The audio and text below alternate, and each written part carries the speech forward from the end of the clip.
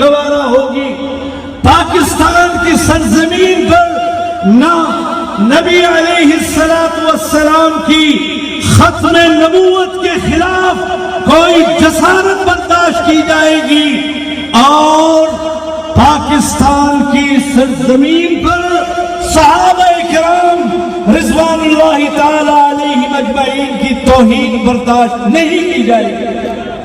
پاکستان کے حکمران چاہے وہ کوئی ہو، صوبائی ہو، وفاقی ہو، مختلف مقتدر اداروں کے لوگ ہوں، انہیں معلوم ہونا چاہیے کہ 73 سال سے پاکستان میں فرقہ وارانہ لڑائیاں کروائی گئی ہیں۔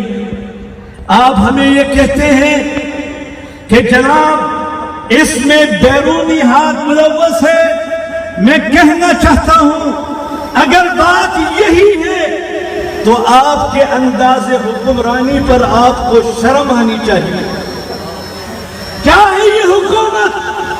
کہاں ہے وہ ہماری طاقت اور قوت جس سے پاکستان کے عوام اپنے آپ کو پرامن اور محفوظ سمجھتے ہیں؟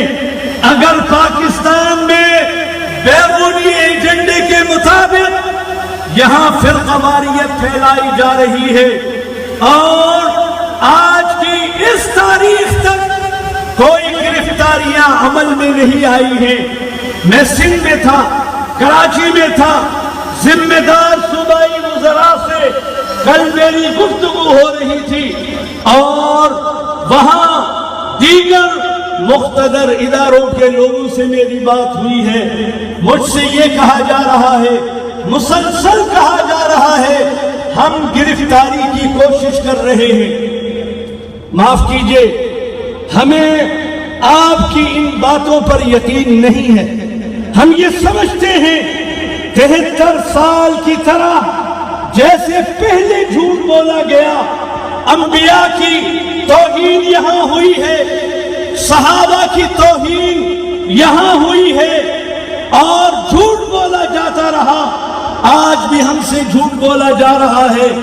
میں وزیر اعظم عمران خان صاحب سے کہنا چاہتا ہوں، آپ کے کان ہیں یا نہیں ہیں؟ آپ کی آنکھیں ہیں یا نہیں ہیں؟ ملک کے اندر آج جو بے چینی ہے، جو انتشار ہے، جو خلفشار ہے، جو اضطراب ہے، جو صحابہ کے حوالے سے تشویش ہے، آپ کو کچھ پتہ نہیں ہے؟ یہ شرم کی بات ہے۔